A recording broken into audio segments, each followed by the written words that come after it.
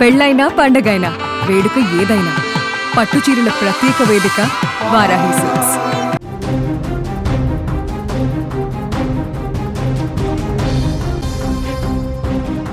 Breaking news చూస్తున్నాం. America బుద్ధి ఏమాత్రం మారటం లేదు.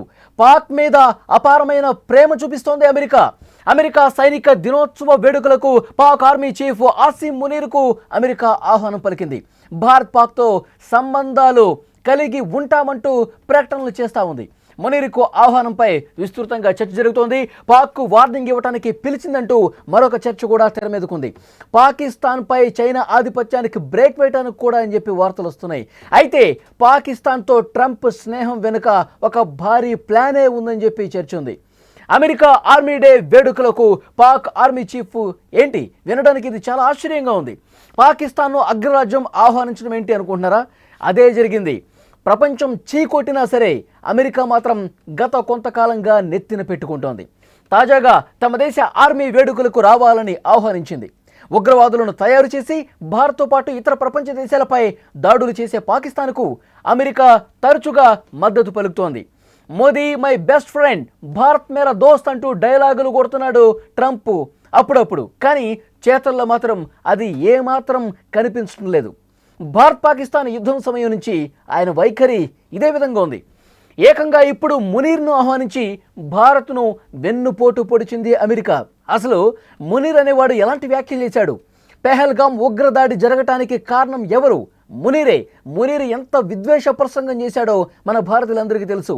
ఒక సమావేశంలో మునీర్ ఏమంటాడు? కశ్మీర్ మనదే, కశ్మీర్ పూర్తిగా మనం సొంతం చేసుకోవాలి, మన గొంతులో ప్రాణం ఉన్నంత వరకు కశ్మీర్ను మనం కైవసం చేసుకోవాల్సిందే, ప్రాణాలైనా వదులుకోవాలి కానీ మనం కశ్మీర్ని వదులుకోవద్దు. ఇలాంటి విద్వేషపూరిత ప్రసంగం చేశాడు. ఇలాంటి అంటే భావోద్వేగాలు రెచ్చగొట్టే విధంగా పాకిస్తాన్లో ఉన్నటువంటి చిన్నపిల్లలు కూడా యుద్ధంలోకి దిగాలన్నట్టుగా, ఉగ్రవాదాన్ని పెంచి పోషించాలన్నట్టుగా ఆసిం మునీర్ ఇలాంటి వ్యాఖ్యలు చేశాడు. ఆ వ్యాఖ్యలు చేసిన తర్వాతే కదా ఉగ్రవాదులు మన భూభాగంలోకి చొచ్చుకుని వచ్చి 26 మంది అమాయకుల్ని పొట్టన పెట్టుకున్నారు.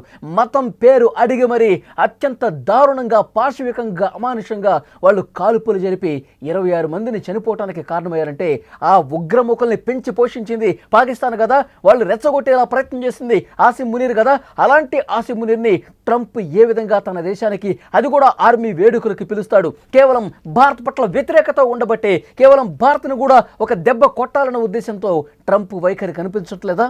ట్రంప్ తీసుకున్నటువంటి ఈ నిర్ణయాలన్నీ కూడా పాకిస్తాన్కు అనుకూలంగా, భారత్కు వ్యతిరేకంగా ఉన్నటువంటి పరిస్థితుంది.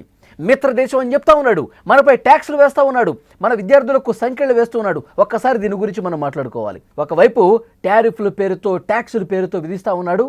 ఇంకొకటి, మన భారతీయ విద్యార్థులు ఏం తప్పు చేశారు? మన భారతీయ విద్యార్థులు అక్రమంగా వలస చేశారు. ఇక్కడికి చదువుకోవడానికి చదువు పేరుతో వస్తున్నటువంటి విద్యార్థుల్ని లిటరల్గా ఎయిర్పోర్ట్లోనే ఆపేసి 2 చేతులు వెనక్కి విరిచేసి సంఖ్యలు వేసి ఏదైనా దుర్మార్గం చేశాడా, లేకపోతే అన్యాయం చేశాడా, ఏదైనా దొంగతనం చేశాడా? అలా ట్రీట్ చేశాడు. దొంగను ట్రీట్ చేసినట్టు మన భారతీయ విద్యార్థులను ట్రీట్ చేసి న్యూయార్క్ ఎయిర్పోర్ట్లో మొన్న దృశ్యం చూసాం. చేతులకు సంఖ్యలు వేసి చేతులు వెనక్కి విరిచేసి కటిక నేల మీద పడుకోబెట్టి ఎంత దారుణంగా ట్రీట్ చేశారు. అమెరికా చేస్తుంది, ప్రపంచం మొత్తం కూడా అబ్జర్వ్ చేస్తుంది. భారత్ మీద ఏ విధంగా ఒక కక్షగట్టి ప్రవర్తిస్తున్నాడో ప్రపంచం మొత్తం కూడా చూస్తున్నటువంటి పరిస్థితుంది. ఇంకొక విషయం చెప్పాలి, యాపిల్ వంటి కంపెనీలు మన దేశంలోకి వస్తానంటే వద్దు అంటూ ఆపే ప్రయత్నం చేశాడు. బహిరంగంగానే మాట్లాడిన పరిస్థితుంది. ఇప్పుడు మునీర్ను ఆహ్వానించి మరొక దారుణమైనటువంటి నిర్ణయం తీసుకున్నాడు. మునీర్ చేసిన ఒక ఉద్వేగమైనటువంటి ప్రసంగం కారణంగానే కదా ఉగ్రవాదులు అంత దారుణంగా ప్రవర్తించి రక్తం పారించారు మన దేశంలో. అలాంటి వ్యక్తి తమ ఆర్మీ వేడుకల్లో భాగం కావాలని అగ్రరాజ్యం ఆహ్వానం అందించింది. ఈ ఆహ్వానం తర్వాత మీరు భారత్ వైపా, పాక్ వైపా అంటే ఏం చెప్తాడో తెలుసా ట్రంప్? మాకు ఇద్దరు కావాలి, ఇద్దరితో సంబంధాలు కావాలని చెప్పి అమెరికా అంటోంది. ఒకసారి ఆ మాటలను కూడా ఇప్పుడు మనం విందాం. They've attempted other attacks, and there was actually ties in the classified setting that I can talk in terms of the homeland. Whatever we have to do not to go back to that place would be amazing. That's why we need, if I could. Yes, please. We have to have a relationship with Pakistan and with India. I do not believe it is a binary switch, that we can't have one with Pakistan if we have a relationship with India. We should look at the merits of the relationship for the positives that it has. And they've attempted other attacks, and there was actually ties in the classified setting that I can talk in terms of the homeland. Whatever we have to do not to go back to that place would be amazing. America ప్రవర్తన ఏ విధంగా ఉందో మనం చాలా స్పష్టంగా చూడొచ్చు. మాకు ఇద్దరూ కావాలి అంటే దీన్ని ఏ విధంగా అర్థం చేసుకోవాలంటే, అంటే ఈ ఉద్రిక్తతలు రెచ్చగొట్టే సమయం రావాలి, పాకిస్తాన్ మళ్ళొకసారి దాడులు చేసే ప్రయత్నం చేయాలి, దాడులు విపరీతంగా జరగాలి. ఆ సమయంలో అంటే దాడులు ఆ యుద్ధపరిమితమైనటువంటి వాతావరణం కనిపించినప్పుడు డెఫినెట్గా ఆయుధాలు ఇవ్వటమో లేకపోతే ఆర్థిక సాయం అందించడమో ఏదో రకంగా లబ్ధి కలగాలి. ఇద్దరు కొట్టుకోనంటే అమెరికా చాలా హ్యాపీగా చూస్తుంది. ఇప్పుడు రష్యా యుక్రెయిన్ పరిస్థితి కూడా అంతే.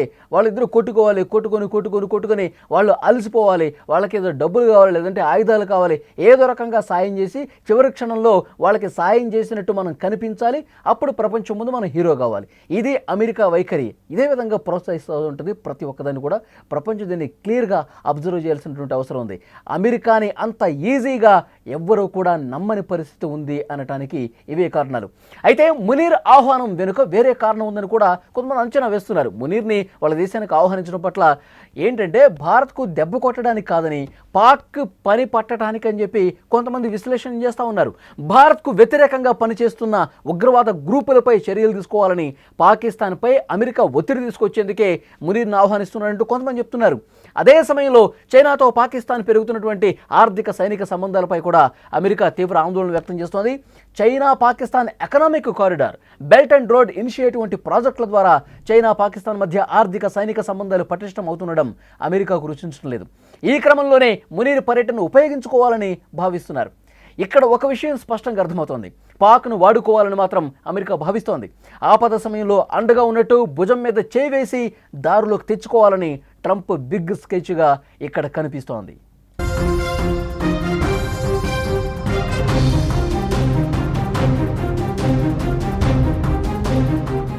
అమెరికా ఆహ్వానం మేరకు ఈ నెల 12వ తేదీన వాషింగ్టన్ చేరుకోనున్న జనరల్ ఆసిమ్ మునీర్ 14వ తారీఖున వేడుకలకు హాజరవుతున్నారు. ఆ రోజునే ట్రంప్ పుట్టినరోజు కూడా. ఏదేమైనా పాక్తో దోస్తీ వెనుక ఏంటి కథ అనేది ప్రస్తుతం ఆసక్తికర పరిణామంగా కనిపిస్తుంది.